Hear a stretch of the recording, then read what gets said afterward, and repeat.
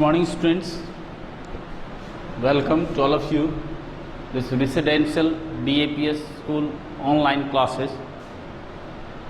This is standard 8 and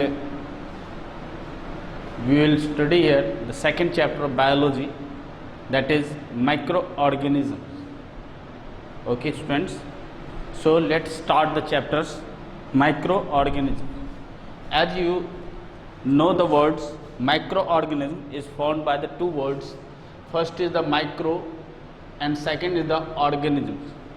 Micro, which means the small, very small, very small, which cannot be easily seen, and the organisms means the living creatures. So in this way, by the name, it can be defined as microscopic organism, living organisms, microscopic organisms which cannot be seen with the naked eyes and can only be seen through a microscope.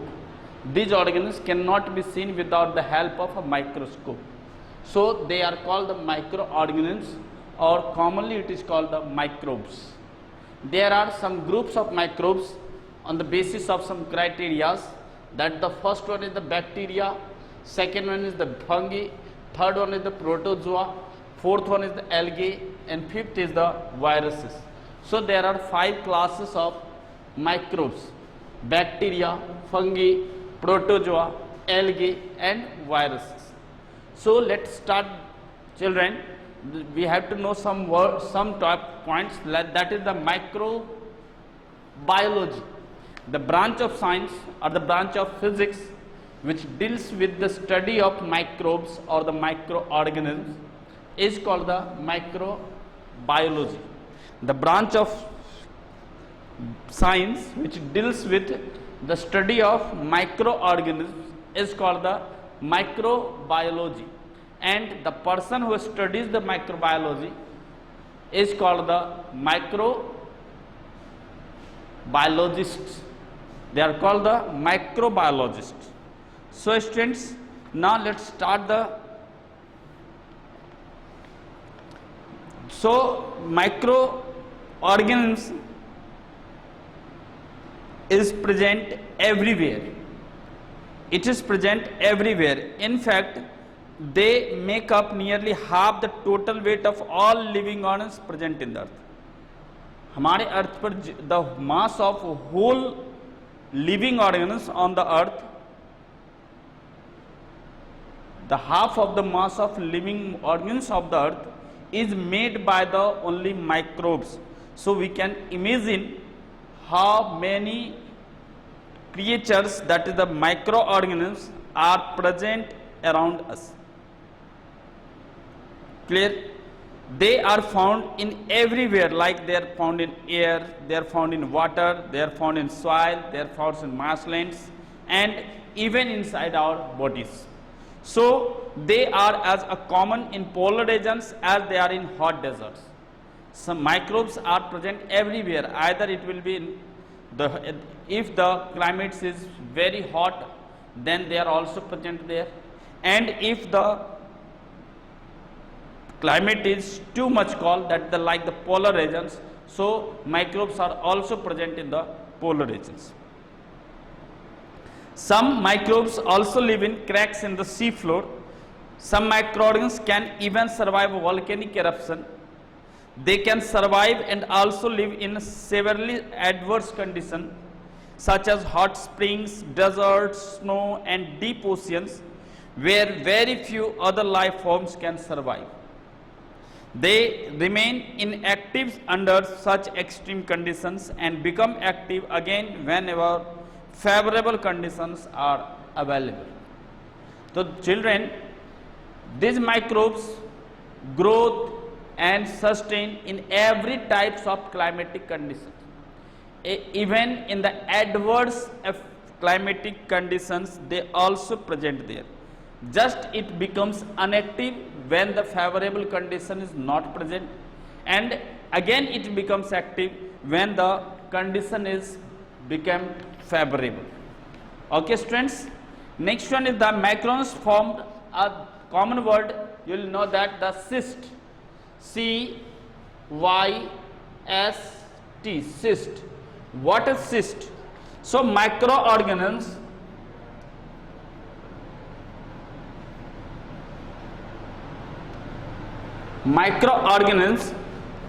form a hard outer covering when the conditions are not favorable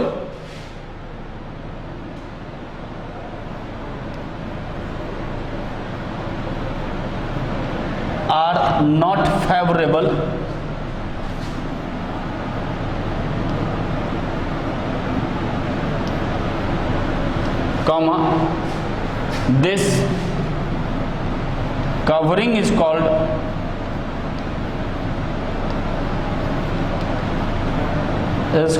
cyst. Okay students, when the microbes feel uncomfortable, when the conditions are not favorable, then they form a hard outer covering around it, and this is called the cyst, cyst, cyst. So they survive by remaining inactive within the cyst. जब वो cyst के अंदर चले जाते हैं तो they become inactive, and but they survive. Conditions are favorable until the conditions are favorable. Some microbes live alone while others live in groups or colonies. कुछ ऐसे होते हैं जो alone अकेले भी survive करते हैं, तो कुछ ऐसे भी microbes होते हैं जो कि हमेशा ही groups में, colonies में survive करते हैं. The first person who have discovered microorganism was the Antony van Leeuwenhoek. Antony van Leeuwenhoek was the first person who discovered microorganism. The first discovered microorganism variety was the bacteria. Okay students, so some characteristics of all the microorganisms are common, whereas some of the characteristics are different in them also. All microorganisms found on earth show differences in their characteristics. Their characteristics may be different. Some of them are photosynthetic. Some microbes can also make their food with the help of process of photosynthesis, whereas some are saprophytic. Some have cell wall where some do not have. On the basis of these similarities and differences, they are classified into the 5 groups called the bacteria, fungi, protozoa, algae and viruses. So let us start by one. First we will start the bacteria. Bacteria are single celled, that is the unicellular organism. They have cell wall, thus are considered to be related more with plants than with animals. So bacteria have cell wall. We have to know the bacteria have cell wall, and hence they are considered to be related to plants more than the animals. They are included in the first kingdom of living organisms, that is Monera, and are considered by the first living organisms that evolved on the earth. They are the simplest living organisms found on the earth. ऐसा माना जाता है कि हमारे पूरे अर्थ में सबसे पहले पाया जाने वाला जो ऑर्गेनिज्म था वो हमारा बैक्टीरिया था. अब बातें करते हैं where do bacteria stay, survive, what are the habitat. The place where an organism occurs, grow and reproduces successfully is termed as its habitat. Bacteria are found anywhere and everywhere. They are found inside and outside our body, in the air, in the soil and in water. They can survive in harsh conditions like drought and heat. Some are anaerobic bacteria that can respire without oxygen, where the other bacteria require oxygen for the respirations. They are called aerobic. So bacteria also can be aerobic as well as anaerobic. Now what are the shape and sizes of the bacteria? Bacteria may be of the various size and shapes. They are of different shapes and size. The rod-shaped ones are called the bacilli, that is the bacillus. Singular the bacillus and plural the bacilli. Others are spherical and are called cocci. Some are spiral shaped called spiralia, and still others are comma shaped called vibrio. So the shapes of various shapes of bacteria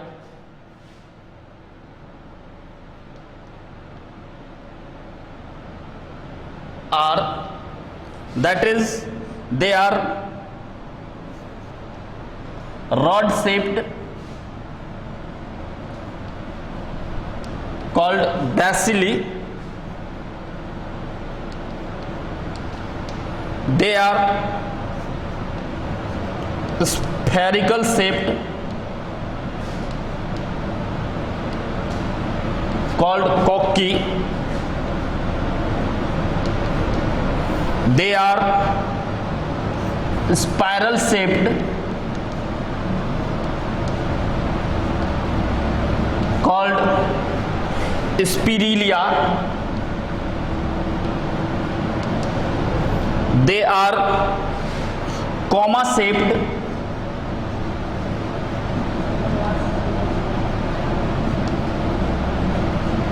called vibrio.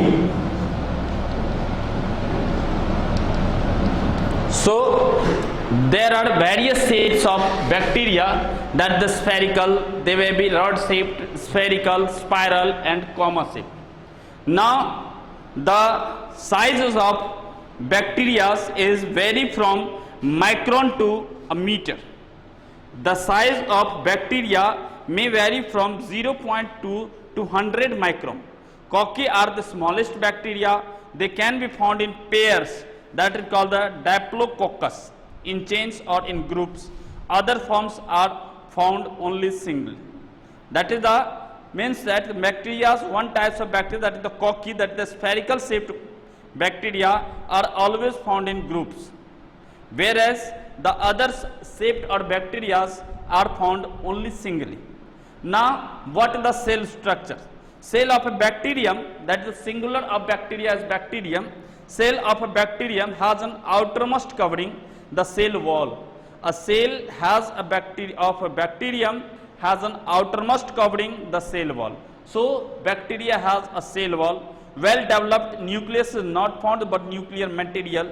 A bacteria has not well defined nucleus, but they have the nuclear material, that the chromosomes are found scattered in the jelly-like substance known as cytoplasm, present inside the cell.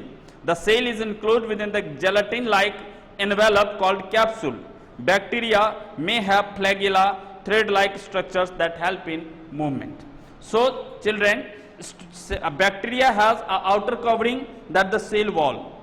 It does not have a well-developed nucleus, but they have the nuclear material. This nuclear material, you know, that is called the chromosomes, which is scattered everywhere, jelly-like substance, in the jelly-like substance known as the cytoplasm. The cell is included within a gelatin-like envelope called capsule. Bacteria may have flagella, thread-like structures that help in its movement. Next point, how does it nutrition? How does the bacterium get nutrition? Most bacteria lack chlorophyll, that is, they don't have chlorophyll, so most of the bacteria do not perform the photosynthesis. Therefore, they either live as saprophytes or parasites. As they are not the autotrophs, so they are either saprophytes or parasites. Some bacteria live in symbiotic relationship with the other organism. For example, a bacterium called Escherichia coli lives in the intestine of man. Some bacteria, in spite of absence of chlorophyll, make their own food, where they do so with the help of chemicals like sulfur, hydrogen sulfide, etc.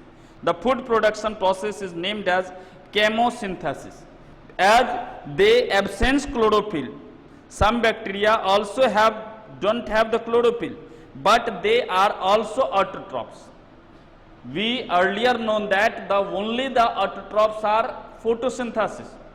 They must contain chlorophyll, but some bacteria do not have chlorophyll.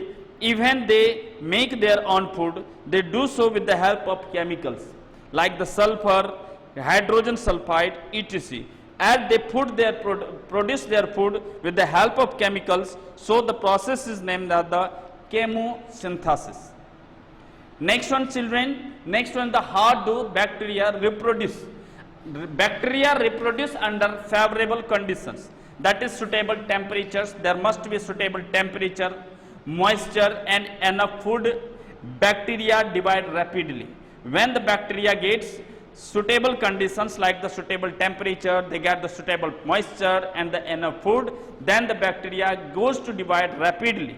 They multiply by fission. First of all, a bacterium simply divides into two organs.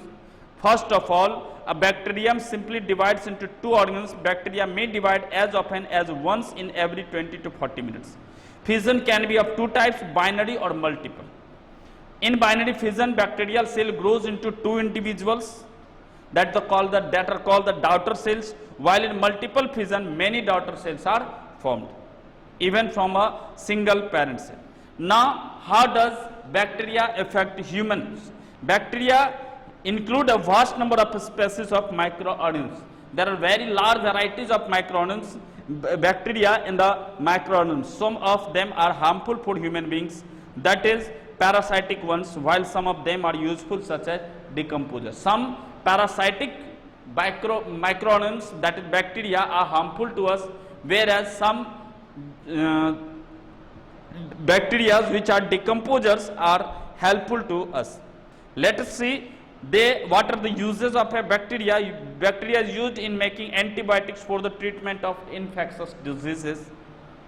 They are used in making food and beverages, like lactobacillus is the bacteria which is help in making curd. Used in jute and leather industries for processing and tanning. Some bacteria help in nitrogen fixation, that called the rhizobium, present in the pulses, roots of pulses. They help in decomposition of biodegradable wastes, thus helping to clean the environment. Bacteria present in intestine help to break down the food and cellulose, whereas some bacteria are also harmful to us. Like they cause diseases in plants and animals by producing poisonous substances called toxins.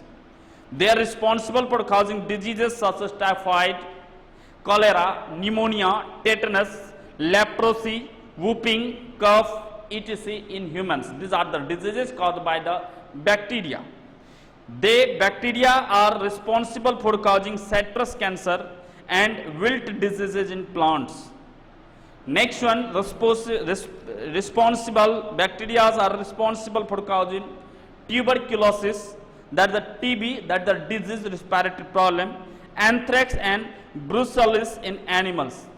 Spoil food by producing toxins, and some bacteria like the Clostridium botulinum grows in canned food and causes serious type of food poisoning. So children, this was the first group of bacteria, their reproduction, their effects, their shape, their habitats, their structure, and how do they get the nutrition. This completes your first types of the microbe, that the bacteria. In the second chapter, second topic, we will learn the second varieties of the bacteria, that's the fungi. Okay.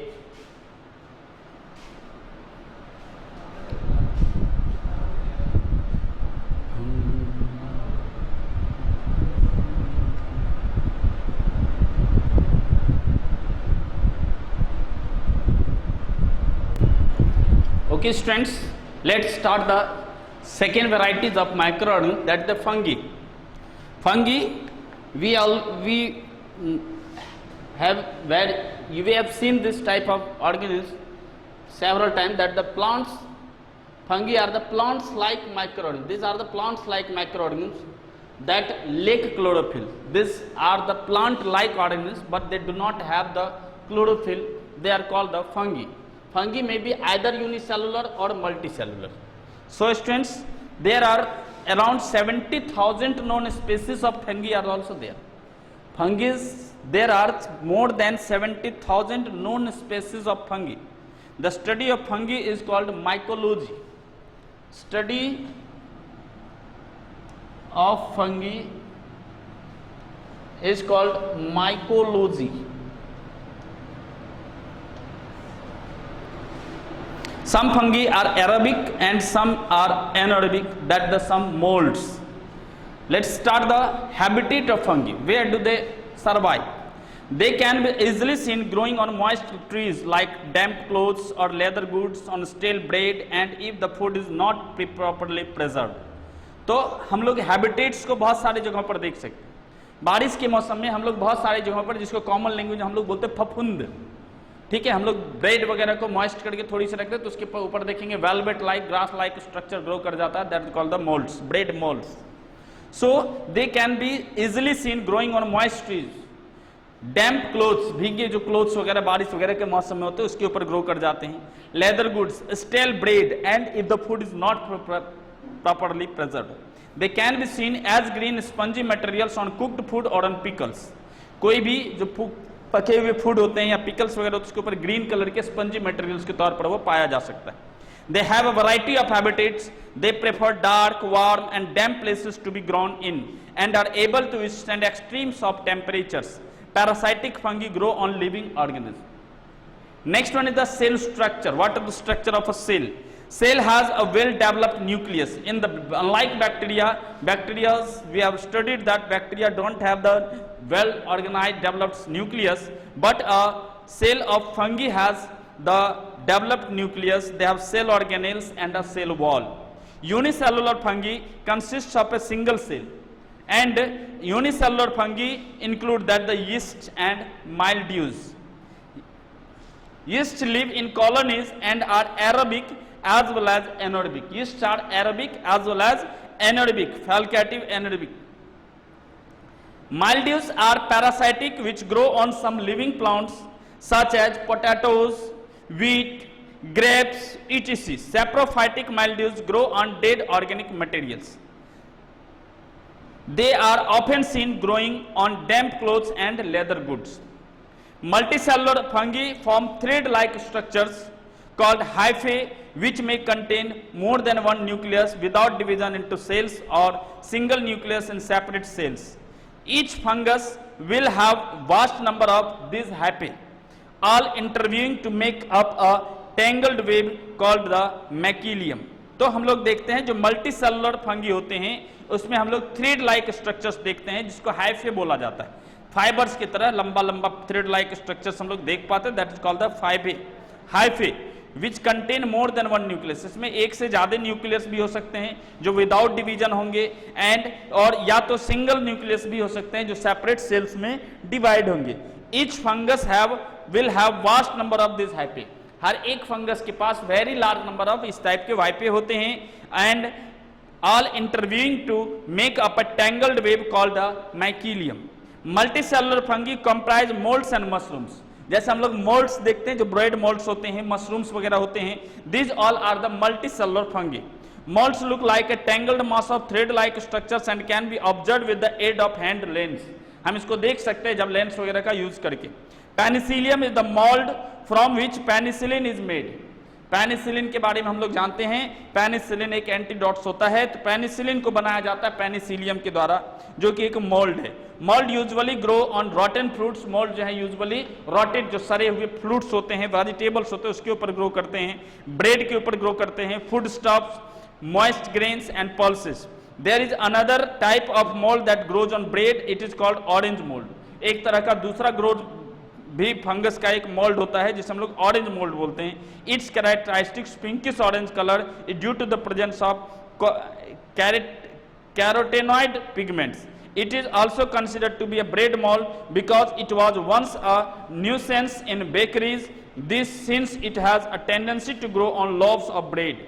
When observed under the microscope, it was found that it grows by elongation of the tips of its hyphae and by the formation of new tips as branches just behind the main tip. It is one of the fastest growing filamentous fungi and measures approximately 10 cm. So this is the cell structure of a fungus. Next one is the mushrooms. Mushrooms are often found growing on wood, and it is common to see them growing on wet soil in shaded places during the rainy season. जब बारिश के मौसम होते हैं तो उसमें हम लोग अक्सर जो ग्रो करता हुआ हम देखते हैं वुड के ऊपर, जो वेट सॉइल वगैरह में पाए जाते हैं शेडेड एरिया में, वहां पर the umbrella shaped structure is known as the fruiting body of the fungus. हम जो देखते हैं इस मशरूम्स का, उसका जो ऊपर अम्ब्रेला जैसा शेप बना होता है वो उसका फ्रूटिंग पार्ट होता है. Under the umbrella if you look closely you will see some slit like structures. These are known as grills. They contain spores. उस अम्ब्रेला के नीचे जब आप देखते हैं तो आपको बहुत सारे छोटे छोटे स्टिल्स लाइक स्ट्रक्चर्स दिखते हैं जिसे हम लोग स्पोर्स के नाम से जाना जाता है. नेक्स्ट वन है मशरूम. हम लोग जानते हैं mushroom is a fleshy fungus that comprises a cap at the end of a stem. यह एक फ्लैशी फंगस होता है जिसके स्टेम के एक एंड में स्टेम होता है और दूसरे एंड पर टॉप में उसके एक कैप लगा होता है. It arises from an underground mycelium and are used extensively in cooking. यह जो है एक अंडरग्राउंड माइसीलियम से ग्रो करता है और यह बहुत ज़्यादा जगहों पर लोग खाने पीने में इसका यूज करते हैं.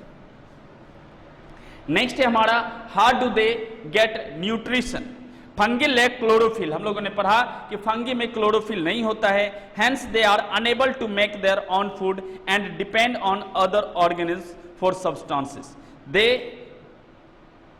Are either saprophytic or parasitic. उसके पास कोई क्लोरोफिल नहीं होता है, इसीलिए वो अपना फूड खुद से नहीं बना पाते हैं. या तो वो किसी दूसरे पर डिपेंड करते हैं, या तो वो पैरासाइट्स होते हैं या नहीं तो सेप्रोफाइट्स होते हैं.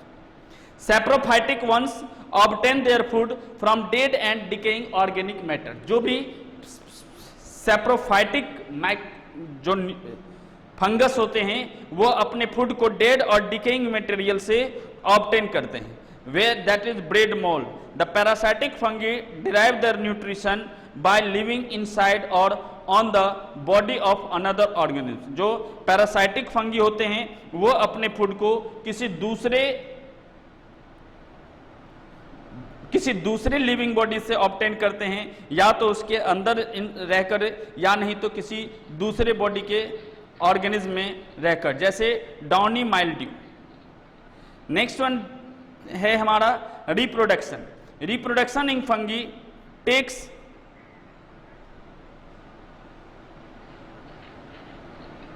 Reproduction in fungi takes place asexually by 3 methods. यहाँ पर असेक्सुअल रिप्रोडक्शन होता है और इसके 3 मेथड्स होते हैं. दैट इज पहला है बडिंग, दूसरा है फ्रेगमेंटेशन एंड तीसरा है spore formation.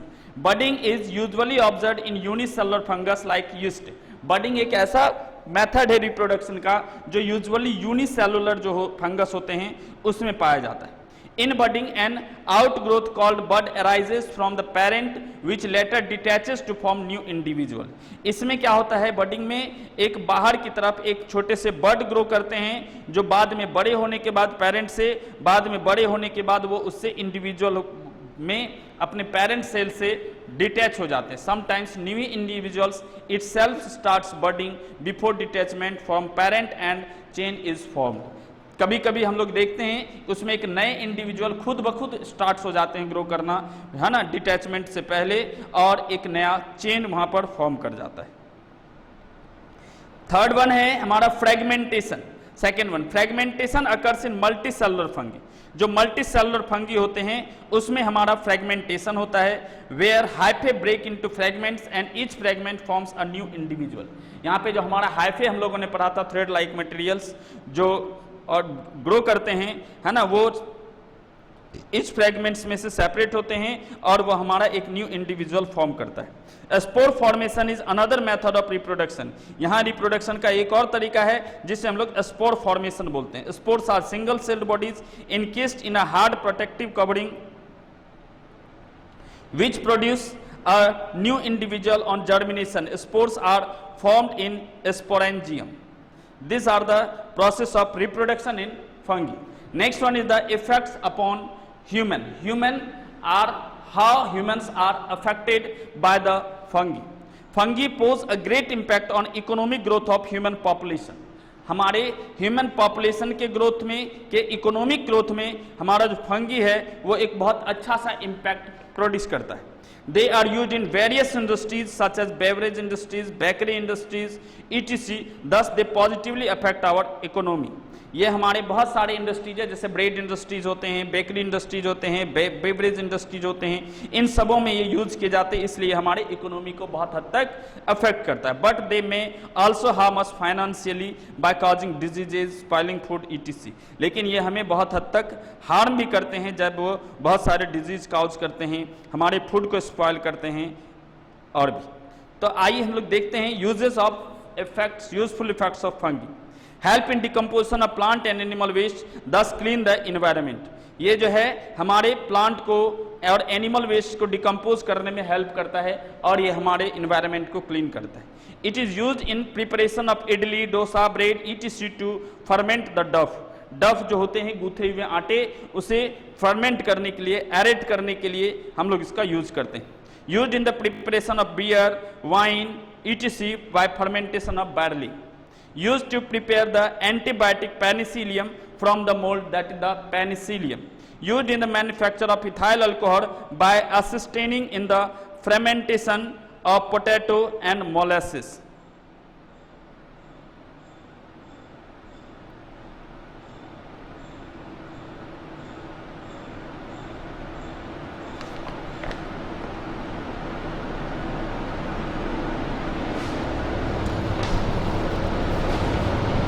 Okay students, next one is the harmful effects of fungi. What are the harmful effects? That the molds spoil food, it kept in warm and moist places, cause large number of diseases in plants and animals. During rainy season, they grow on furniture, clothes and even on leather and damage them. Plant diseases caused by fungi are rust, smut, blight and wilt. These are the diseases caused in plants by the fungi. They can wipe out of the entire season's crop. It can cause infection on skin, scalp and nails in human beings. So students, these are the fungi, their characteristics, their uses, their harms and their nutrition and reproduction processes.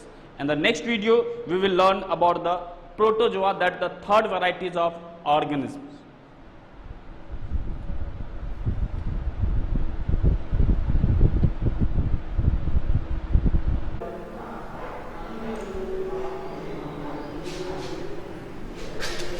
Okay students, now we'll learn the third varieties of the microorganism called the protozoas. So what are the protozoans, what are their characteristics, habitats and the nutrition and reproduction processes. So let's start the protozoa. So protozoa are thought to be the first evolved ones among the organisms which have cells with walls developed or nucleus.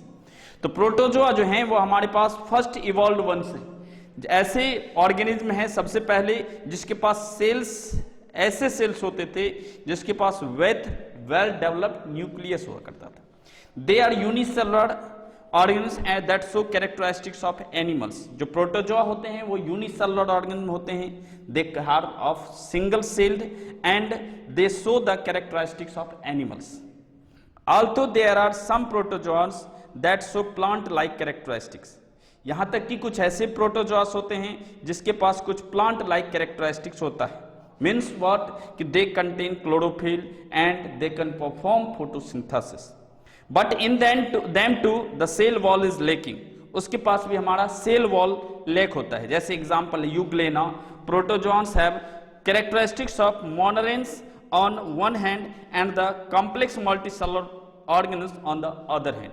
About 50,000 species of protozoa have been identified. लगभग 50,000 से भी ज्यादा species जो हैं protozoa के वो ढूंढे जा चुके हैं। नेक्स्ट है हमारा habitat. Protozoa are found in fresh water as well as in marine water and even in soil. ये हमारे फ्रेश वाटर में भी पाए जाते हैं, मैरीन वाटर में भी पाए जाते हैं और साथ ही साथ जो सॉइल होता है, सॉइल में भी प्रोटोजोआ ग्रो करते हैं। Parasitic protozoas are found inside the body of the living organism or on the body of host. The reproduction takes place by binary fission, spore formation and the budding. जो होपोटेट होते हैं ये हमारे किसी जो parasitic प्रोटोजोआन्स होते हैं वो किसी बॉडी के इनसाइड में भी रह सकते हैं या फिर किसी बॉडी जो होते हैं होस्ट होते हैं उसके बॉडी के ऊपर भी रह सकते हैं। इसका जो रिप्रोडक्शन होता है इनके भी रिप्रोडक्शन हर एक मेथड्स होते हैं जैसे बाइनरी फिजन, स्पोर फॉर्मेशन और एक नया मेथड है यहाँ that is the budding. Next है हमारा शेप, आखिर इसके शेप कैसे होते हैं। Protozoa show a wide variety of shape and size. Protozoa जो होते हैं उसके भी बहुत सारे अलग अलग शेप्स और साइज होते हैं। They may be irregularly shaped such as cells are termed pleomorphic cells, amoeba or may have a definite shape. इसके पास कुछ ऐसे होते हैं जो इरेगुलर शेप वाले होते हैं तो कुछ ऐसे होते हैं जिसके पास भी डेफिनेट शेप होता है। इरेगुलर शेप में हमारे एग्जांपल्स आ जाते हैं जैसे अमीबा, और इरेगुलर जो डेफिनेट शेप्स वाले होते हैं उसमें होता है हमारा paramecium. Body is made up of a single cell wall and chloroplast are absent. इसके जो प्रोटोजोआ के जो बॉडी होते हैं वो एक सिंगल सेल से बने होते हैं, इसमें कोई सेल वॉल नहीं होता है और क्लोरोप्लास्ट भी नहीं होते हैं। Nucleus that is one or मोर, इसके पास एक या एक से ज्यादा न्यूक्लियस भी सस्टेन करते हैं। एंड सेल ऑर्गेनेल्स आर नहीं रहते हैं, न न्यूक्लियस रहता है और न ही सेल ऑर्गेनेल्स रहते हैं। Single cell performs all life processes thus they are also termed as acellular organism. क्योंकि यहाँ पर सारे के सारे जो परफॉर्म्स हैं, सारे के सारे जो प्रोसेसेस हैं वो एक सिंगल सेल के द्वारा ही परफॉर्म किया जाता है, इसीलिए हम इसे असेल्युलर भी बोलते हैं। Cells may have cilia or flagella for locomotion or temporary outgrowths of the body called pseudopodia.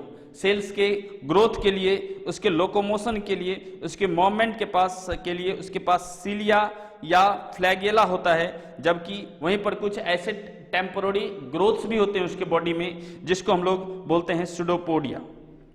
Nutrition की बात करते हैं तो as protozoans are without chlorophyll, चूंकि इसके पास कोई क्लोरोफिल नहीं होता है, they depend upon other organs to food obtain. वो अपने फूड के लिए किसी दूसरे ऑर्गन पर डिपेंड करते हैं। They may be holozoic that the other organs eat other organs, or parasitic that the infect other organs and obtain food from them, or they may be saprophytic that the obtaining food from the dead and decaying matter. Next, how do they reproduce. Reproduction in protozoa occurs mainly asexually, यहां पर भी asexual reproduction ही होता है। They may reproduce by fission that the either binary और multiple fission, budding और spore formation. सम प्रोटोजोआन्स also show sexual reproduction, कुछ ऐसे भी होते हैं जिसमें सेक्सुअल रिप्रोडक्शन भी होता है जैसे paramecium, but the sexual reproduction in them is not as elaborate as in higher organism. लेकिन इसके जो सेक्सुअल रिप्रोडक्शन होते हैं वो हायर ऑर्गेनिज्म की तरह नहीं होते। It merely inverse exchange of nucleus, यहाँ पर न्यूक्लियस का एक्सचेंज बहुत कम ही होता है। ये हमारे रिप्रोडक्शन हो गए। अब है कि हमारे पास जो कॉमन वेराइटीज हैं प्रोटोजोआन्स की, उसकी बात करते हैं। We can easily understand various processes of protozoans by studying some common protozoans such as amoeba and paramecium. हम यहाँ पर दो की बात करते हैं, एक अमीबा जिसके पास हम लोगों ने पढ़ा इरेगुलर शेप होता है, और एक पैरामीशियम जो एक ऐसा प्रोटोजोआ जिसके पास अपना रेगुलर शेप होता है। One of the commonly found protozoas is amoeba, the simplest protozoan. Amoeba is unicellular microscopic organism, यह यूनिसेलुलर होता है और यह सबसे सिंपलेस्ट प्रोटोजोआ है, ठीक है। It is irregular in shape, इसकी जो शेप होती है वो भी इरेगुलर होती है। Locomotion movement takes place by means of pseudopodia false feet, इसके पास एक फॉल्स फिट ग्रोथ होता है जो उसके मूवमेंट में हेल्प करता है, साथ ही साथ ये उसके फूड को कैप्चर करने में भी हेल्प करता है। Which are merely extended parts of the cell membrane, pseudopodia also help the amoeba to catch its prey such as algae, bacteria, etc. By simply engulfing them with the body. The body of amoeba flows around the food particle and engulfs it. A food vacuole, that the space within the cytoplasm of a living cell that is filled with air, water or other liquid, cell sap or food particles is formed. Enzymes are also secreted in the body of the food vacuole, and with the help of which the food material is digested, amoeba reproduces by binary fission. तो यहाँ पर amoeba के बारे में बताया जा रहा है कि अमीबा जो है हमारा सिंपलेस्ट प्रोटोजोआ होता है या यूनिसेलुलर माइक्रोऑर्गेनिज्म होता है। इसके शेप इरेगुलर होते हैं, इसके मूवमेंट के लिए और साथ ही साथ फूड के कैप्चरिंग के लिए इसकी जो बॉडी होती है, जो पर्टिकुलरली साइटोप्लाज्म होता है, वह यूजुअली यहाँ से थोड़ा सा एक्सटेंड करता है जो फॉल्स फीट की तरफ दिखता है। सो इसे हम लोग सीडोपोडिया बोलते हैं, है ना। और pseudopodia also help amoeba to catch the prey. और इसके जो अमीबा जो फ्लोज करते हैं जिस पार्टिकल्स में, फूड पार्टिकल्स के चारों ओर फ्लोज करते हैं और उसको अपने में एनगल्फ कर लेते हैं। वहाँ पर एक वैक्यूल फॉर्म होता है जिसे हम लोग फूड वैक्यूल बोलते हैं। यह एक स्पेस होता है जिस साइटोप्लाज्म के अंदर, जहाँ पर एक लिविंग सेल क्रिएट करता है और इसके अंदर सारी चीज़ें पाई जाती है, एयर, वाटर और दूसरे लिक्विड, जो कि उसके फूड को डाइजेस्ट करने में हेल्प करता है। यहाँ पर एंजाइम्स भी सेक्रेट होते हैं फूड वैक्यूल में, with the help of which the food material is digested. Amoeba हमारा का जो रिप्रोडक्शन होता है वो एक बाइनरी फ्यूजन के थ्रू होता है। नेक्स्ट है हमारा देख रहे हैं पैरामीशियम। पैरामीशियम एक slipper shape, slipper that means एक चप्पल के शेप जैसा एक प्रोटोजोआ होता है। यह भी यूनिसेलुलर प्रोटोजोआ होता है, कॉमनली फाउंड इन वाटर। ये अक्सर पानी में पाया जाता है। It is a free living or parasitic animal. its cell membrane is covered all over by hair like cilia। इसका जो टोटल सीलियर जो इसके जो साइटोप्लाज्म होते हैं, इसका जो सेल मेम्ब्रेन होता है चारों ओर से पूरी तरह से एक हेयर लाइक प्रोजेक्शन से ढके होते हैं, जिसे हम लोग सीलिया बोलते हैं। Which help the animals to swim in water. यह उसे हेल्प करता है वाटर में स्विम करने में। Cilia also help the paramecium to catch its prey. ये सीलिया उसके प्रे को कैच करने में भी हेल्प करता है। This an oral groove into which food and water are directed by the cilia. The food finally goes into the body and gets digested by the food vacuole. Its food is mainly algae and bacteria. ये जो paramecium होते हैं, इसके जो food हैं वो या तो एल्गे होते हैं या नहीं तो बैक्टीरिया होते हैं। यह भी जिसका भी जो रिप्रोडक्शन है वो बाइनरी फ्यूजन के द्वारा ही होता है। एक तीसरे प्रोटोजोन्स की बात करते हैं, that the euglena. Euglena green coloured aquatic protozoan है जो shows a different type of nutrition mode. इसके जो न्यूट्रिशन मोड होते हैं वो थोड़े से अलग होते हैं। इट बेयर्स क्लोरोफिल, दस in presence of light in prepares food itself. इसके पास अपना क्लोरोफिल होता है, इसलिए सनलाइट के प्रेजेंस में अपना खुद का फूड प्रिपेयर कर लेता है। That is shows the autotrophic nutrition. But when light is not enough, such as in deep water, it engulfs other microbes present in water or food. लेकिन जब लाइट बहुत ज़्यादा नहीं होती है, जैसे अगर डीप वाटर हो, तो वहाँ पर यह माइक्रोब्स वगैरह को एनगल्फ करता है और अपने फूड को कैप्चर करता है। और तब जाकर के हम इसे हेटेरोट्रॉफिक न्यूट्रिशन के नाम से जानते हैं। Such mixed type of nutrition is termed as mixotrophic nutrition. That means कि यूग्लेना में दोनों ही तरह के न्यूट्रिशन मोड पाए जाते हैं, एक हमारा ऑटोट्रॉफिक और दूसरा हेटेरोट्रॉफिक। तो इस तरह के जो दोनों ही तरह के न्यूट्रिशन मोड पाए जाते हैं, हम इसे मिक्सोट्रॉफिक के नाम से भी जानते हैं। Euglena is thus considered as intermediate between plants and animals and is considered a connecting link between the two. Euglena हमारा एक प्लांट्स और एनिमल्स दोनों के बीच का है। दैट मीन्स कि इसके पास ऑटोट्रॉफिक और हेटेरोट्रॉफिक दोनों पाए जाते हैं, इसलिए इसे आप एक कनेक्टिंग लिंक के तौर पर जाने जा सकता है। नेक्स्ट है प्रोटोजोआस का। हमारे लिए इकोनॉमिकली बहुत ज़्यादा यूजफुल ये नहीं होता है, but it causes a large number of diseases. तो इसके हमारे ऊपर हार्मफुल और यूजफुल इफेक्ट्स होते हैं। जैसे यूजफुल इफेक्ट्स की हम बात करें तो some protozoa are symbiotic in nature, thus help in benefiting other organism in many ways. ये चूंकि सिम्बायोटिक नेचर के होते हैं, इसलिए ये जहाँ ग्रो करते हैं किसी दूसरे के साथ, जिसके साथ ये सिम्बायोटिक रिलेशनशिप बनाते हैं, उस ऑर्गेनिज्म को ये थोड़ा बहुत हेल्प कर सकता है। नेक्स्ट है they are useful for students who are learning the basics of improvement cell functions. ये सेल फंक्शंस को स्टडी करने में सबसे अच्छा माना जाता है। नेक्स्ट है इसके बहुत सारे हार्मफुल इफेक्ट्स हैं, जैसे है ना Trypanosoma brucei a parasitic protozoa है, lives in blood stream of organism and cause a disease known as sleeping sickness.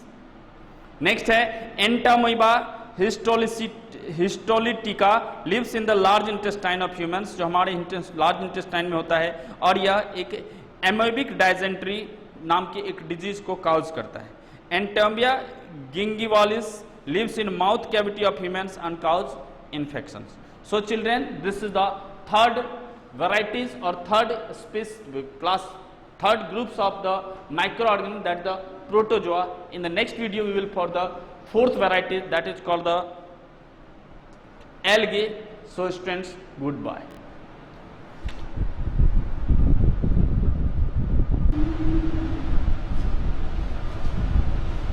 Okay students, now in this class we learn about the four varieties of microorganisms, that the algae, that the algae. Algae are the microorganisms which resembles like simple plants. Means that the simple plants like organisms which have the cell wall and chlorophyll within the cells are called the algae. Algae can be found easily in moist habitats. They can be found easily in moist habitats. They are found in various types of moist habitats such as puddles, ditches, crevices of rocks, streams, etc. Some algae are attached to rocks while others swim or float in water or ponds. तो ये जो है usually जो moist habitats होते हैं वहां पर grow करते हैं. ये वेरियस टाइप्स के मॉइस्ट हैबिटेट्स जैसे कि पडल्स में पाए जा सकते हैं, बीचेस में पाए जा सकते हैं, क्रेविसेस ऑफ रॉक्स पत्थर वगैरह के बीच में जो थोड़े बहुत डेप्थ पाए जाते हैं वहां पाए जा सकते हैं, स्ट्रीम्स में पाए जा सकते हैं, पॉन्ड्स में पाए जा सकते हैं. Some algae are attached to rocks. कुछ ऐसे एल्गे होते हैं जो हमारे रॉक्स से अटैच्ड होते हैं. while others swim or float in water or ponds. जबकि कुछ ऐसे होते हैं जो उसके ऊपर स्विम करते हैं. Large algae that grow in oceans are called seaweeds. जो बड़े-बड़े जो एल्गे होते हैं जो कि हमारे ओशियंस वगैरह के ऊपर ग्रो करते हैं उसे लोग सीवीड्स बोलते हैं. And include the variety known as kelp. और इस वैरायटी को हम लोग कैल्प के नाम से जानते हैं. Some are also found on the bark of trees or grow within plants and animals. कुछ ऐसे होते हैं जो bark of trees पर भी ग्रो करते हैं और प्लांट्स और एनिमल्स के अंदर. Some of them also show symbiotic relationship. उनमें से कुछ होते हैं जो हमारे symbiotic relationship को शो करते हैं with others. For example, lichen is a symbiotic relationship between algae and fungi. And they are rich in chlorophyll. ऐसे जो होते हैं ये हमारे chlorophyll में बहुत ज़्यादा रिच होते हैं and are thus seen in a thin green film on the surface of lakes or ponds. Lakes और ponds वगैरह अगर हम देखें तो यहाँ पर हम लोग देखते हैं वो बहुत बड़े-बड़े से एक green film के तौर पर पाए जाते हैं, है ना. On this fourth region they are also called the grass of water. इसलिए हम इसे grass of water के नाम से भी जानते हैं. आइए बात करते हैं इसके शेप्स और साइजेस की. तो some of them are unicellular and microscopic. कुछ जो इसमें से एल्गे होते हैं जो बहुत ज्यादा ही छोटे होते हैं, बहुत माइक्रोस्कोपिक होते हैं और ये यूनिसेलुलर होते हैं. while the others are multicellular. वहीं कुछ अदर्स होते हैं वो हमारे मल्टीसेलुलर होते हैं और बहुत बड़े होते हैं. their size can vary from 1 micron to 50 meters. इसकी जो साइज होती है वो 1 माइक्रोन से लेकर के 15 मीटर तक की हो सकती है. Microscopic algae include Spirogyra, Chlamydomonas, Volvox, etc. Seaweed is an example of big algae. जो सीवीड होता है वो एक बिग एल्गे का एक एग्जांपल है. Laminaria can be 7 meter long and Macrocystis macrapa have been found to attain size of 180 meter. Unicellular algae have thallus-like body, while some multicellular algae may have leaf-like, root-like, and stem-like structures that are fucus, sargassum, etc. Unicellular algae come in great variety of shapes, that is spherical, rod-like, spindle shape, or club shape.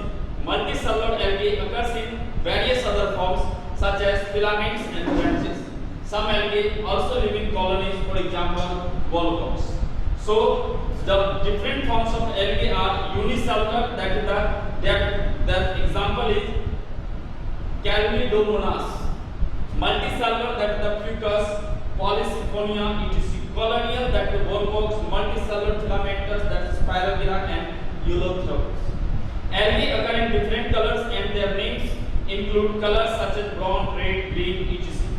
This is because the other than color chlorophyll, they also contain pigments that mask and the green color of chlorophyll and make the algae appear red. कह रहे हैं यहाँ पर algae जो है वो भी different colors के हो सकते हैं और अलग-अलग names के हो सकते हैं जो उसके color पर depend करता है. ये algae brown हो सकते हैं, red algae हो सकता है, green algae हो सकता है. क्योंकि chlorophyll के अलावे उनके algae में कुछ और भी दूसरे pigments पाए जाते हैं जो ग्रीन कलर के अलावा उसको रेड और ब्राउन बनाता है। आइए हम बात करते हैं इसके सेल स्ट्रक्चर की। सेल जो एल्गी के जो सेल होते हैं, it is also covered by the cell wall, ये भी सेल वॉल से बने होते हैं। Nucleus various cell organelles vacuoles etc are present in cell, इसमें सारी चीजें पाई जाती हैं। न्यूक्लियस होते हैं, सेल ऑर्गेनेल्स होते हैं, वैक्यूल्स होता है। Unicellular algae have one or more flagella for locomotion. Unicellular algae के पास इसके पास एक या एक से ज्यादा फ्लैगेला पाए जाते हैं इसके लोकोमोशन के लिए, मोशन मूव करने के लिए। They all possess chlorophyll and some other pigments that provide them distinct color. उन सबों में कुछ क्लोरोफिल पाया जाता है और कुछ दूसरे पिगमेंट्स भी पाए जाते हैं जिसके कारण वो कलरफुल होते हैं। नेक्स्ट बातें करते हैं न्यूट्रिशन की। The algae are able to prepare their own food. वो क्लोरोफिल मैक्सिमम होते हैं, सो वो अपने फूड को खुद से बनाते हैं। प्रोसेस हमारा कहलाता है photosynthesis and are considered the major food producers of the aquatic habitats. Next है हमारा reproduction. Reproduction in algae takes place by both sexual and asexual. यहां पर दोनों ही तरह से रिप्रोडक्शन होता है, सेक्सुअल मेथड्स के द्वारा भी और असेक्सुअल मेथड्स के द्वारा। Asexually they reproduce by fragmentation, fission and spore formation. In fragmentation the cells of the body separate into fragments, whereas in fission the body splits into two parts. अब इसकी human पर क्या effects हैं? Algae are economically very important for their positive and negative effects. That is, number one, they are a rich source of mineral, that is sodium, potassium, iodine and proteins. So they are very useful to us. They enrich the water with oxygen as a result of photosynthesis. क्योंकि यहाँ पर photosynthesis होता है, तो जो aquatic organism के लिए या ऑक्सीजन प्रोवाइड करने का सबसे बड़ा सोर्स होता है। Seaweeds are consumed on a large scale in China and Japan. यह एक फूड भी है जो seaweeds है। सीवीड्स जो उसके ऊपर एक ग्रो करता है, वो एक बहुत ही फूड के तौर पर बहुत लार्ज स्केल में हमारा यूज किया जाता है चाइना और जापान जैसे कंट्री में। फिर है red and brown algae help in making medicines. जो रेड और ब्राउन एल्गे होते हैं वो हमारी मेडिसिन्स वगैरह को बनाने में भी हेल्प करता है। The gelatinous substance agar used in cultural medium for growing microorganism in laboratory is made from red algae. Next इसके कुछ हार्मफुल इफेक्ट्स भी हैं, जैसे some algae grow rapidly ponds and lets forming thick layers of algae called algal groove. कुछ ऐसे होते हैं जो पॉन्ड वगैरह या लेक्स वगैरह के सरफेस के ऊपर बड़ी तेजी से ग्रो कर जाते हैं और पूरे के पूरे सरफेस को कवर कर देते हैं ग्रीन कलर के लेयर से, जिसे हम लोग बोलते हैं algal groove. Rapid growth of algae sometimes causes poisonous effect and affect their diet. Thus they pollute the water. This leads to eutrophication. जब ये एल्गे बहुत ज्यादा ग्रोथ कर जाता है, उसके अंदर रहने वाले ऑर्गेनिज्म को ऑक्सीजन की कमी होने लगती है, वहां तक पॉइजनस इफेक्ट प्रोड्यूस करता है, वो मरने शुरू हो जाते हैं और ऐसे केसेस में हम इसे यूट्रोफिकेशन बोलते हैं। नेक्स्ट है increase growth of algae results in decrease of oxygen level in water. अगर वहां पर एल्गे का वाटर में बहुत ज्यादा ग्रोथ हो जाए, जरूरत से ज्यादा बहुत ज्यादा, जब पूरी तरह से सरफेस को कवर अप कर लेता है, ऑक्सीजन के लेवल में कमी होनी शुरू हो जाती है। Low oxygen level in water leads to death of aquatic plants and animals. They release toxins making water unfit for drinking. ये हमारा एल्गल ग्रूव, एल्गे और एल्गे के जो यूजफुल और हार्मफुल इफेक्ट्स हैं होती है। नेक्स्ट वीडियो में हम लोग पढ़ेंगे वायरस के बारे में, जो हमारा फिफ्थ ग्रुप है, फिफ्थ क्लासिफिकेशन से हमारा माइक्रोब्स का। Okay,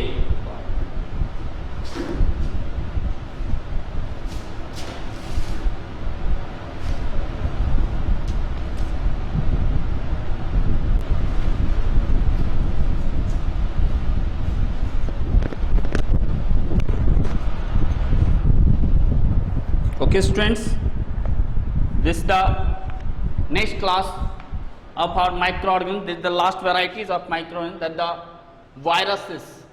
All of you have known the word virus. So viruses are smaller than any known cell. Virus जो हैं जितने भी सेल होते हैं उनमें सबसे छोटा होता है। They are so small that they cannot be seen by a light microscope. हम लोगों ने पढ़ा कि बहुत सारे ऐसे ऑर्गेनिज्म हैं जिसे हम लोग खुली आंखों से देख सकते हैं, सिंपल हैंड ग्लास से देखा जा सकता है, but it can not be seen even with a simple microscope. To observe virus scientist use an electron microscope which magnifies an object to more than 2 lakh times. Viruses do not have a cellular structure other than like other organisms. इसकी खास बातें हैं कि इसको देखने के लिए scientist ने एक अच्छी क्वालिटी का, हाई क्वालिटी के माइक्रोस्कोप डेवलप किए हैं, जिसे हम लोग इलेक्ट्रॉन माइक्रोस्कोप बोला जाता है, और यह हमारे इस माइक्रोस्कोप को 2 लाख गुना ज़्यादा बड़ा करके देख पाते हैं। वायरसेस के पास कोई भी अपनी सेलुलर स्ट्रक्चर नहीं होती है दूसरे माइक्रो ऑर्गेनिज्म की तरह। Viruses can not reproduce by themselves, ये खुद से रिप्रोड्यूस नहीं करते। रिस्पॉन्ड टू चेंज और यूज दे एनर्जी और ग्रो, ये ना तो कभी खुद से रिप्रोड्यूस करते हैं, ना ही अपने से कभी कुछ चेंज करते हैं या किसी एनर्जी या ग्रोथ के लिए। They seems to indicate that viruses are not living organism, क्योंकि वो ग्रोथ नहीं करते, उसमें किसी तरीके का चेंज नहीं होता है, रिप्रोड्यूस नहीं होता है, तो हम मान सकते हैं कि वो हमारा एक नॉन लिविंग है। But however when virus enters the living cell of an organism, ये जब तक एयर में बाहर नॉन लिविंग थिंगों के पास रहता है तब तक ये मतलब नॉन लिविंग रहता है, लेकिन जैसे ही इसे कोई लिविंग बॉडीज में ये एंटर करता है तब फिर ये अलाइव हो जाता है। However when a virus enters the living cell of an organism से a human, it is able to reproduce, तब जाकर के रिप्रोड्यूस करना शुरू कर देता है। It uses the energy of the host cells for this purpose. After the formation of thousands of viruses the host cell often dies. अब कह रहा है कि ये हमारे ही बॉडी में ग्रोथ करता है, हमारे ही बॉडी से एनर्जी यूज करता है, और फिर वो सर्वाइव करना, ग्रोथ करना, डेवलप करना, रिप्रोड्यूस करना शुरू कर देता है। लेकिन जब इसकी नंबर्स बहुत ज़्यादा हो जाती है हमारी बॉडी में, जब हमारे बॉडी में इसका जो वायरस का जो नंबर है वो बढ़ता चला जाता है, तो फिर जो होस्ट सेल होते हैं वो उसको डैमेज हो जाते हैं। Host cell burst and the new viruses spread and invade other cells. जब होस्ट सेल बर्स्ट करता है तो फिर जो नए वायरस वहां पे प्रोड्यूस होते हैं वो स्प्रीड कर जाते हैं, फैल जाते हैं और इन्वेड करते हैं दूसरे सेल्स पर, दूसरे सेल को भी वो अटैक करते हैं। As a large number of host cells dies the person falls ill.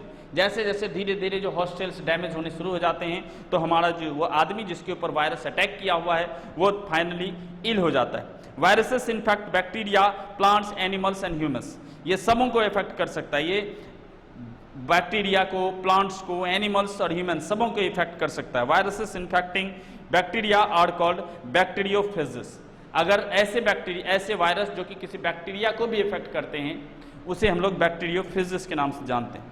They cause some of very serious disease of many important crop, plants, animals and humans. कह रहा है कि वायरस के कारण बहुत ही सीरियस डिजीज होते हैं बहुत सारे एनिमल्स में, प्लांट्स में और यहाँ तक कि ह्यूमन बींग्स में भी। This there study is very important for a study of viruses called virology. इसलिए इस वायरस की जो स्टडी है वो हमारे लिए बहुत ज़्यादा जरूरी होती है, और वायरस के पर्टिकुलर स्टडी का जो ब्रांच है, साइंस है, उसे हम लोग वायरोलॉजी के नाम से जानते हैं। नेक्स्ट है वायरसेस, दैट इज लिविंग और non living. Viruses show character of both living and non living. Non living characters of viruses are, जैसे अगर वो नॉन लिविंग है तो क्या क्या होगा? They have cell wall organelles, they don't have cell wall organelles, cytoplasm etc, they all are present in there. They can not grow, वो कभी ग्रो नहीं करते। They could not metabolise food, they do not metabolise food etc that present freely in environment. They can not multiply on their own when present outside the host. जब तक वो host के अंदर नहीं चलता है, जब तक वो होस्ट को प्रेजेंट नहीं करता है, तब तक वो कभी भी सर्वाइव नहीं करता है, रिप्रोड्यूस नहीं करता है। दे डू नॉट रिस्पायर, उसे सांस लेने की रेस्पायरेशन की जरूरत नहीं होती है।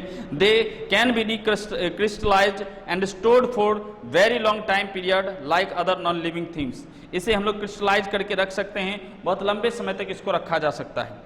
They require a living host cell to perform nearly every biological function necessary for their survival.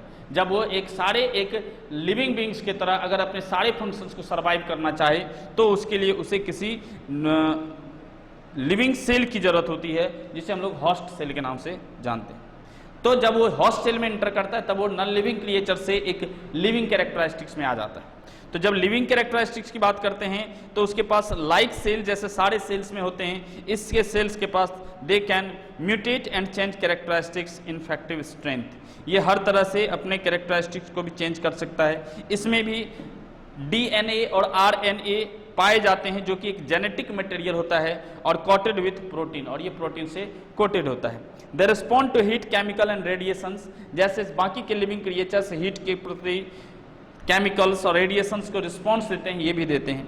They are transmitted from diseased host to the healthy ones. यह भी डिजीज जो होस्ट होते हैं उससे किसी हेल्दी पर्सन में भी ट्रांसफर कर सकते हैं। They reproduce inside the host cell and produce copies of themselves. ये होस्ट सेल के बॉडी के अंदर ही रिप्रोड्यूस करते हैं और अपने नंबर्स को बढ़ाते चले जाते हैं। They show irritability a character of only living organisms. अब आइए, since reproduction is very important characteristics of life, scientist regard viruses are a link between living and non living. They have been placed on the dividing line between the living and non living because they can produce like living beings but only inside a living cell, not on their own। अब इसके भी बहुत सारे harmful effects हैं, जैसे viruses causes many diseases in plants, animals and human beings। जैसे human beings में वो बहुत सारे डिजीज करते हैं, जैसे polio myelitis virus causes polio which affect the limbs and leads to paralytic effect। it causes loss of ability to move the limbs and properly। तीसरा है the measles virus cause measles indicated by the rashes all over the body। तीसरा है HIV virus causes the dreaded disease called AIDS, name is acquired immunodeficiency syndrome। In animals, the foot and mouth disease called the FMDV causes foot and mouth diseases। In plants, leaves of the tobacco plant may be infected by tobacco mosaic virus। अब जब हम इसके size की बात करें तो इसकी size जो है 0.015 माइक्रोन से 0.2 माइक्रोन तक होती है। They live as parasites, they obtain their nutrition from the host bodies. Viruses come in variety of shapes and such as spherical, rod shape, polygonal and cuboidal. ये भी अलग अलग शेप्स के होते हैं। Viruses infecting cyanobacteria are called cyanophages, mycophages infect fungi and phycophages infect algae. Some viruses are named after the disease they cause in plants and animals। कुछ जो virus हैं उसके नाम उसके डिजीज के आधार पर रखे गए हैं जो डिजीज वो प्रोड्यूस करते हैं। For example, the tobacco plant is infected by tobacco Mosaic virus, while rabies is named by the diseases caused by the rabies virus in animals। Bacteriophages have special tail fibers at one end which help to attach with host bacteriums only, then they inject their nuclear material inside, the capsid remains outside। अब है एक virus के structure के बारे में कि virus का structure कैसा होता है। A virus consist of two parts, nucleoid, they are called the genome and capsid. An envelope is present in some cases। In few enzymes are also known to occur occasionally inside the virus। कुछ virus के अंदर कुछ particular तरह के enzymes भी produce होते रहते हैं। अब न्यूक्लियोइड किसको बोलते हैं? Nucleoid represents the viral chromosome. Nucleoid or viral chromosome is made of single molecule of nucleic acid. It may be linear or circular with various degrees of coiling. The nucleic acid is either DNA or RNA but never both. ये जो nucleic acid होते हैं जो nucleoid में पाए जाते हैं वो या तो DNA कंटेन करता है या नहीं तो RNA, लेकिन कभी भी दोनों एक साथ नहीं होता है। DNA containing viruses are called deoxyviruses, while RNA containing viruses are termed as riboviruses। Each of them has two subtypes, double stranded and single stranded। Next है डबल स्ट्रैंड और doubles DNA occurs in T2, T4 bacteriophages, coliphase lambda, cauliflower mosaic virus, pox virus, adenovirus, herpes virus linear, polyoma virus, simian virus, hepatitis B virus। Single standards DNA जो हैं वो पाए जाते हैं इन कॉलीफेज MS2, कॉलीफेज FD, कॉलीफेज 5×174। The single strand of DNA is called plus strand। The complementary or negative stranded DNA is synthesized to produce DNA duplex for replication during multiplication of virus। Double strand जो DNAs होते हैं ये रियोवायरस and tumour virus में पाए जाते हैं। Single standard और RNA is more common in riboviruses। The single strand RNA is generally linear, that is for example poliomyelitis virus, influenza virus, tobacco mosaic virus, bean mosaic virus, retroviruses, ये सभी single strand enriched RNA होते हैं। Retroviruses have two copies of single strand RNA, hence diploid। HIV, that is human immunodeficiency virus HTL third AIDS virus. Capsid, that is sheath or coat, is the proteinous covering around the virus which protects the nucleolide from damage from physical and chemical agent. Capsid एक type का protection covering होता है जो virus के चारों ओर होता है और उसको प्रोटेक्ट करता है किसी भी तरीके से फिजिकल और केमिकल डैमेजेस से. The capsid consist of a number of subunits called capsomers और कैप्सोमेरेस और कैप्सोमर्स. नेक्स्ट है envelope is a loose membranous covering that occurs in some animal viruses. Envelope एक लूज मेम्ब्रेनस कवरिंग होता है जो कुछ ही animal viruses में पाए जाते हैं, rarely plant and bacterial viruses. The viruses without an envelope और कॉल्ड नेकेड, जिसमें वायरस में इन्वेलप नहीं होते हैं उसे हम लोग नेकेड बोलते हैं. इन्वेलप कंसिस्ट ऑफ प्रोटीन, इस इन्वेलप में प्रोटीन्स कंटेन करता है जो virus lipid and carbohydrates contain करता है जो होस्ट से होता है. इट हैज सब यूनिट्स कॉल्ड, है ना, पेप्लोमर्स और peplomers surfaces or envelope can be smooth or have outer growth cells called spikes. Next है enzymes are occasionally present in the virus. Enzymes, lysozyme is present in the region that comes in contact with the host cell in bacteriophages. Other enzymes are neuraminidase in influenza virus, RNA polymerase, RNA transcriptase, reverse transcriptase, etc. Now this completes the categories of virus, their characteristics and structures.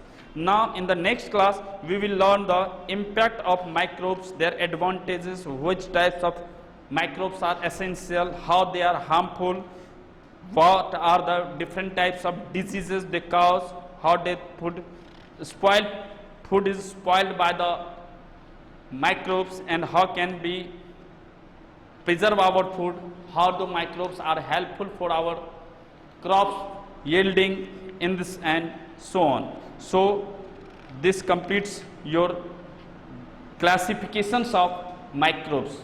So goodbye all.